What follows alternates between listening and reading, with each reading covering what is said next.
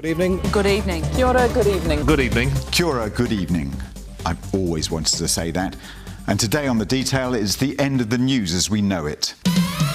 TV3, come home to the feeling, come home to the feeling, only on 3 TV3. I'm arriving at a building that's affectionately known as the Cheese Factory, because that's actually what it was in 1989 before TV3 took over. I'm a relative newcomer. I arrived here in 2008, but I have to say that every time I've walked into this decrepit building and headed down the 20 steps to the newsroom, it's always been with a mixture of anticipation about getting an exciting news story that day, and also excitement about seeing people that I've genuinely come to regard as my friends and family. So that's all about to change. Why? Where did it all go wrong? Where did it all go right? Let's start at the beginning. The 27th of November 1989. That was TV3's first bulletin. So fast rewind 35 years. Get the tape and roll VT.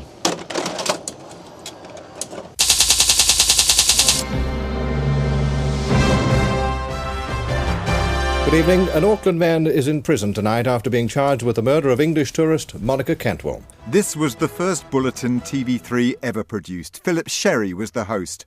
Former TV3 news boss and newsroom co-founder Mark Jennings was a young Christchurch journo hoping to top that first bulletin with a tale of gang violence in Timaru. And I thought, I am going to be lead story on the first bulletin of this, historic occasion, the first night. Right at the last minute, somebody got murdered in the Bay of Plenty, and another reporter was assigned to that, and Mike Brocky, who was a fantastic 6pm producer, decided, quite rightly probably, that it would be incredibly agile and the right thing to do to go with a late breaking story. And very sadly, I was moved down to number 2. Timaru police are investigating the possible torture of a local bikie. This afternoon, 29-year-old Stephen James left Timaru Hospital after spending a night in intensive care with severe cuts and bruises to the face. But, of course, yes, Philip Sherry read that intro, the first, and the hairs on my neck were standing up. I was tingling watching the first bulletin go to air. We were also nervous because even though we had had rehearsals, nothing replaces the actual first night, the first story rolling and going to air. So it was a tremendous occasion. We probably celebrated in the newsroom afterwards, but I can't really remember now. Jennings, long-time 2IC at TV3 and current affairs reporter Mel Reid, who joined him at newsroom, still can't believe it even got to air. Well, it wasn't really what was going through my mind when he was about to speak. It was all day before that. I was like, is this actually ever going to happen? Is it actually true? Are we actually ever going to get to effing air? Because it had been such a fiasco trying to get there. Reid was among the first, but certainly not the last TVNZ refugee to cross the road to TV3. I was one of the only journalists that sort of crossed over to this dark side. And I remember going to a meeting in Auckland with TVNZ, and I had like plaits and a tartan ribbon. I mean, that's how young I was. I had plaits and a tartan ribbon, and they're like, no, you're not going. And I said, well, I actually am. And they spent $17,000 on court cases trying to stop me from going.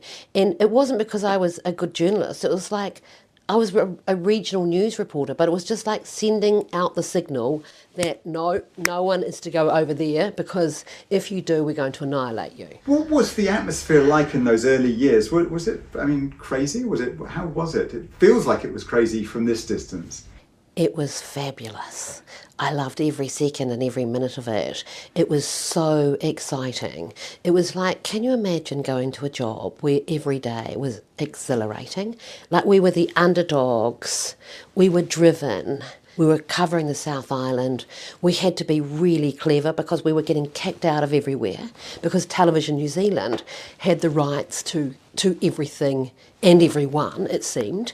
Like, I remember once we got kicked out of the Christchurch Cup. We had to put the cameraman in the production manager's car and put rugs over the top of him and sneak him in.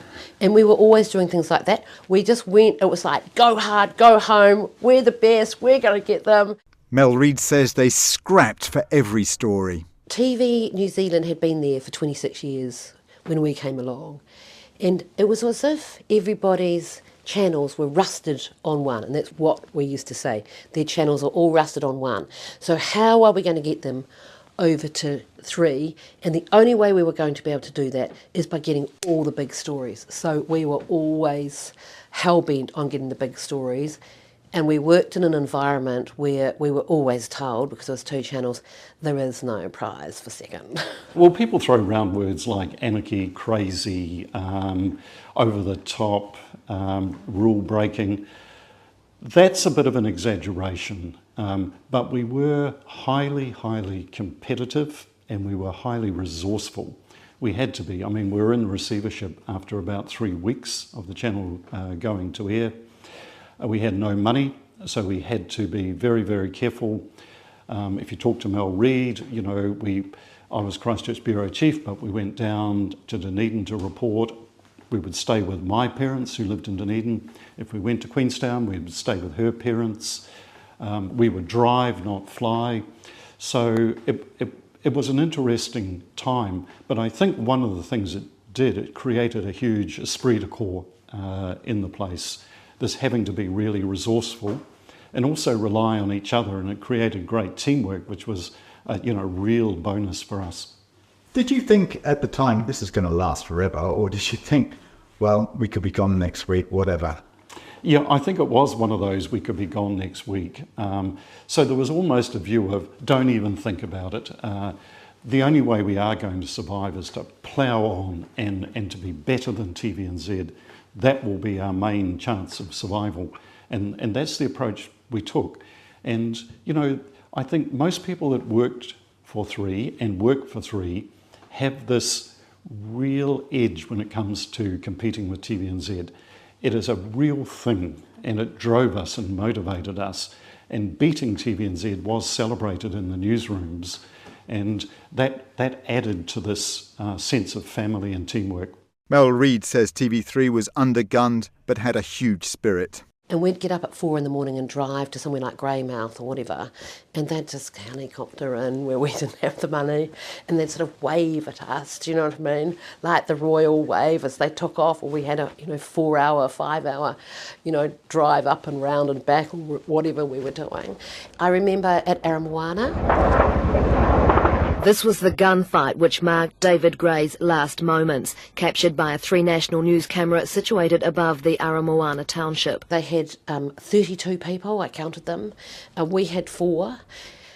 There were no cell phones back then. Like, people forget about all that stuff. We had like bleepers, and we had to go to pay phones and ring collect and stuff like that, and always have 20-cent coins in your pocket. And I remember it wasn't long before the 6 o'clock news, and the helicopters were all flying onto this hill. And I'm like, where has everybody from TVNZ disappeared to? And they'd gone to the top of this hill. They had the police at the bottom with a cordon, meant that we couldn't go up. I had to pretend that I was the farmer's wife and was going to feed the cows to get up there. And when I got there, they were flying in pizzas and helicopters. They were very fancy. But against all those odds, it worked. Reid and her colleagues got get after get. They had to get people to switch over from those TV sets that were rusted on. We got Peter Ellis, we got Gay Oakes, we got Vicky Calder, we got all the very big stories in town because we had to, and that was our survival. For the most celebrated story of all, Reid went undercover into Gloriavale. Hopeful Christian says that the outfits worn by the women in this community are designed to be submissive, sweet and feminine.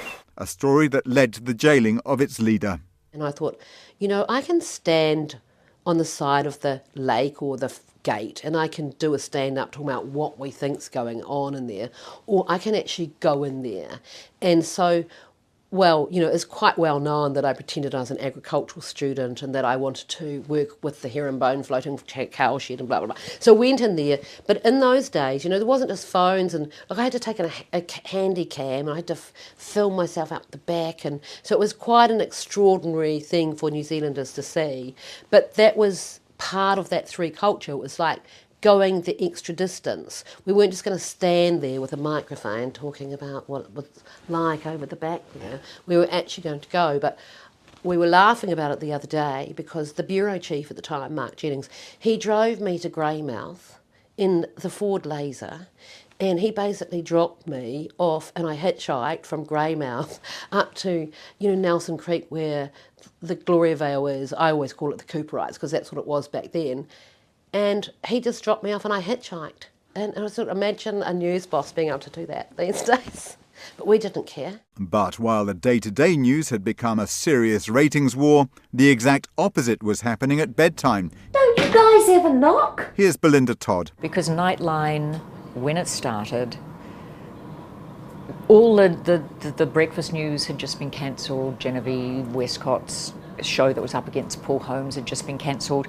And so they put in this late night show with all the flotsam and jetsam, the people who were left over from those shows, threw us down in the basement and let us make live late night television without paying attention to us at all. So we were just running with scissors, with our hair on fire, and no one expected anything of it. So we did what we liked, and I think it was the first time there was actual guerrilla television in New Zealand, because no one told us what we couldn't do. So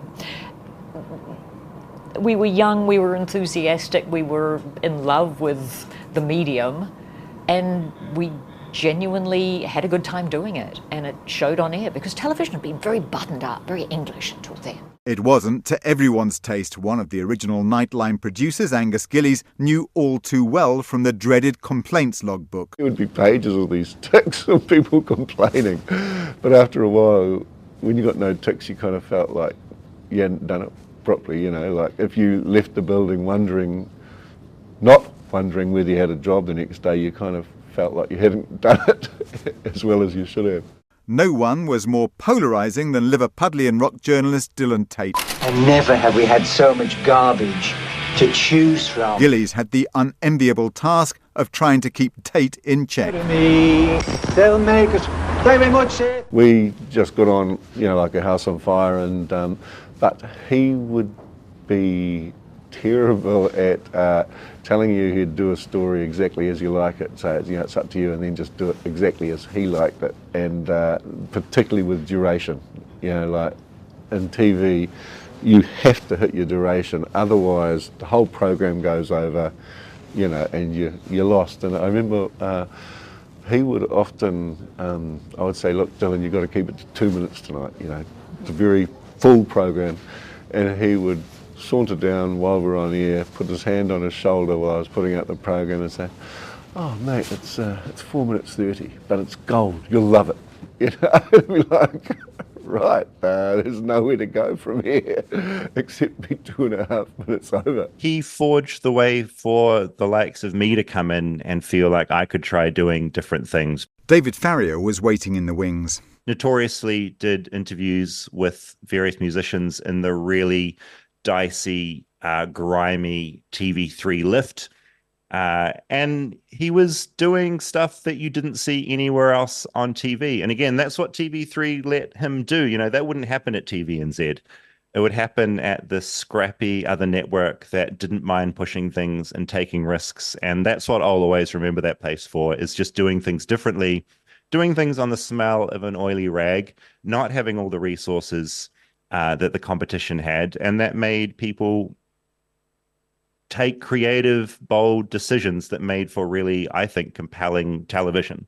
David Farrier inherited the mantle of maverick-in-chief before his move to Hollywood. The most wonderful place, I think, because it was late, none of the bigwigs were really looking too closely at what you were doing. And they would just let me take big swings and put things on air that wouldn't fit on any other news show and probably wouldn't fit anywhere else on New Zealand TV. And I think it was just this really loose experimental zone, and it was a really special part of that newsroom. Like Tate, Farrier was given free rein. But the stories I got away with telling and what got through, I was sometimes watching stuff when it aired, at 10:50 p.m. at night, and I just couldn't believe it was on air. And I felt really excited and proud of that. Farrier did a story on a guy who had written a book about his relationship with a dolphin, like a romantic relationship with a dolphin. The dolphin initiated the whole sexual contact thing. You know, look, it was a classic Nightline story where it really made people question what was wrong and what was right. And it also had a sort of a sad twist of an ending where the way he told it, once he left for college to study again, the dolphin got depressed. And dolphins are one of the only mammals like humans that can choose to hold their breath. And this dolphin allegedly has held its breath, sank to the bottom, and it passed away because it died of a broken heart. It was a really compelling story. Then there were the sauna sessions. People got so discombobulated, they ended up saying things that got them into trouble. The idea is we'd get someone of note, a politician usually, into a sauna and interview them as they increasingly got more and more distressed. I just wanted to know what you're up to. Yeah. I would argue that the sauna sessions was Hot Ones, that show where celebrities eat hot wings. Before that show existed. You know, I feel really proud of what we came up with. The big picture stuff for me, I don't believe everything in the world is an accident. I place high value on people. And there's something really special about interviewing a politician as they're slowly becoming more and more physically incompetent, because they'll begin with the questions, answering them in a very PR-centric way. But as they get hotter and as they physically take off their suit inside a sauna and get stressed out, their answers get more and more honest. I remember sitting in Auckland High Court with a mixture of pride and horror as lawyers dissected the soggy, sorry mess. Here's how we reported it back in 2016. McGregor quit before the election and reached a confidential agreement with Craig, one he appeared to breach in this infamous sauna interview on TV3. We job shared her position to try and relieve the stress. And with Colin Craig, obviously it got to the point where he said some things that he shouldn't have done.